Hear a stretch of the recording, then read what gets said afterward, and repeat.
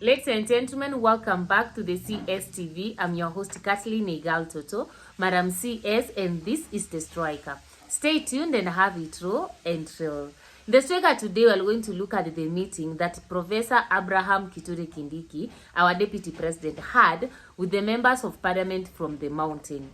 And conspicuously, 5 members of Parliament from Murang'a County, including the Kiharu Member of Parliament, the Kiharu constituency Member of Parliament, Ndindi Nyoro, did not actually attend that meeting. So, you know, when you look at, ever since Gachagua was impeached, Ndindi Nyoro has been a very cold person as far as the Kenya Kwanza government is concerned. Literally reading his behavior and way of actions recently, his silence actually speaks louder than even the words could speak. But at the same time, you realize that after Gachagua, dismantling the Kenya Kwanza government on the ground, it's like Professor Kithure Kindiki was told by the president, you have to go to that mountain and consolidate the people. There is no way I can be sending my speeches. They are rejected. I'm heckled. You have to go there and make the house right. Now, Professor Kithure Kindiki decided to hold a meeting with the members of Parliament on the mountain. It's only the other day, actually, where he was kind of warning regarding Gachagua indirectly that they should respect each other. Then he holds a meeting with the members of Parliament from the mountain, and in Murang'a County, people conspicuously, the members of Parliament from Murang'a County, 5 of them conspicuously misses. And among the person who missed is Ndindi Nyoro. Ndindi Nyoro, we expected actually, having one of the major campaigners of the Kenya Kwanza government, is supposed to be supporting President Ruto and the UDA, and even now the deputy president, in whatever they are doing. Apparently, he's a very silent person. One could wonder, why is it that these members of Parliament and Ndindi Nyoro decided not to attend that meeting? So this is the basis of our discussion today. But before we dive into it, if you are new to this channel, welcome home, karibu nyumbani. Remember to subscribe, like, share, and comment on our videos. Turn on the notification bell so that the next time we are uploading a video, YouTube will automatically notify you. If you are a returning subscriber, kindly remember to like, share, and comment on our videos. Tell us on the next theme that you want actually us to discuss. Like some of you have told me already in the comment section below that I should be able, of the previous video, that I should look at the possible deputies for for Ruto in 2027. The video is in the oven, it's cooking. I'll drop it tomorrow. Now, back to our discussion. Murang'a County members of Parliament have actually decided not to attend Professor Kithure Kindiki's meeting. 5 of them. Among them is Ndindi Nyoro. The question is why? Number 1, I just feel that actually Gachagua is still very powerful on the ground than Kithure Kindiki. We have been saying Gachagua cannot influence anybody. Gachagua is a nobody. But from actually where I stand, I just feel that Gachagua is a tsunami and is so powerful than how even the political analysts here outside here are underestimating him. And I say this confidently because, come to think of it, Gachagua was a DO under Moi. And we know Moi, who was President Moi. Gachagua is a staunch student and a staunch follower of President Moi. So while we may see him as somebody who is not likely to pull any political card or influence anybody, we may be surprised that actually this person is very powerful on the ground. So from where I stand, I just feel Gachagua, the members of Parliament from Murang'a County, the ones who did not attend, are still very, very solid behind Gachagua. And the fact that the president has been receiving heckles, being heckled, his speech being rejected, Kithure Kindiki being rejected, to an extent he was sending some, a few days ago, some warning to Gachagua. It tells you a lot. Rigathi Gachagua is a tsunami that President Ruto never expected it will one day come to reality. Maybe they thought by the time he's impeached, he will not be anything. But apparently, I think he's playing very good opposition politics in this country than even Baba has ever done. He's one person who is giving actually Ruto sleepless nights. And I just feel like he yet influenced these members of parliament not to attend. All these members of parliament are solidly behind Rigathi Gachagua. Number two, I just feel like actually the ground is still hostile for Kithure Kindiki. He may gather so many other members of parliament, maybe from the eastern side of the mountain, but the western side of the mountain is still not happy. It does not actually recognize him. You know? So he may get members of parliament from Embu, from Meru, from Bere, all those things.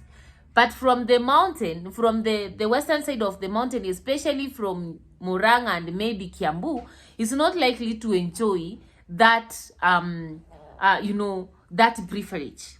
So I just feel it was a very, very simple message to Kithure Kindiki that, you know what, we are not interested with your meetings. Number three, these members of parliament, maybe they don't want to be publicly associated with the president and the Kenya Kwanza government and Professor Kithure Kindiki. You know, right now, President Ruto is actually a very serious enemy of the people of the mountain. The people of the mountain don't like him, literally. And this has to do with the several 1,000 promises he gave them, but he has fulfilled very few of them, or he has fulfilled none. And any member of parliament from the mountain who is actually associating himself with Ruto also risks not being re-elected in 2027. And maybe the 5 members of parliament, including Ndindi Nyoro, who is a serious performer actually when it comes to constituency development, maybe they were told by the people on the ground, you know, they have listened to the ground. And they have realized that as per the ground, they are not supposed to be associated with Ruto.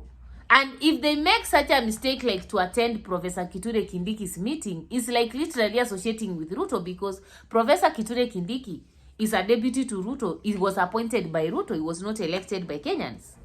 So from where I stand actually, these people are trying as much as possible to disassociate themselves with President Ruto and what is happening in the country. And remember, Ruto being a number one enemy of the mountain, especially the western part of the mountain, they don't want actually to be seen like they are betraying their people. Number 4, it could be a political card by Ndindi Nyoro. I have done 2 videos explaining Ndindi Nyoro's silence in this channel. And the one I did ask you, why is Ndindi Nyoro telling us that he will answer the question as to why he supports Rigathi Gachagua or not in 2026. I think Ndindi Nyoro learned a lot again, and I will say this over and over again, learned a lot from the 2018 handshake. Those times, Ndindi Nyoro was very, very brutal about Raila Amolo Odinga and the end possibility of Raila Amolo Odinga working with President Uhuru Muigai Kenyatta. But when the handshake happened, Ndindi Nyoro was among the first victims of that handshake. So literally, Ndindi Nyoro is like, me, I will keep quiet. I will not endorse anybody. I will not appear in anybody's meetings. I will keep quiet. You know, I will not talk whether I support Rigathi Gachagua or not. I will keep quiet.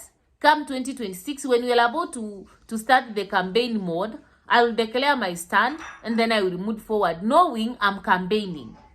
Because if Ndindi Nyoro tries to declare his stand right now, itamchenga ama itamwangusha. And probably the largest side it is likely to kumwangusha. Because he declares his stand, he says he's against the government, his position as the chairperson of the Budget Allocation Committee goes away. He declares his stand and says he's supporting the government, he loses the support of his people on the ground and then risks his re-election in not being re-elected in 2027. And finally, I just feel like Ndindi Nyoro feels betrayed and he just don't recognize Kithure Kindiki as his deputy. You know, by the time Ndindi Nyoro and the Kenya Kwanza government was coming into the office, actually Ndindi Nyoro had done a lot for Kenya Kwanza in terms of campaigning, etc. Is among the people, including Kimani Ichung'wah, who actually campaigned for this government so seriously. Let's have this in our fingertips. And then the moment the government took over, Ndindi Nyoro started to stretch his wings to bring about that image of a national leader. Because for me, I just feel Ndindi Nyoro was preparing either for 2027 or 2032.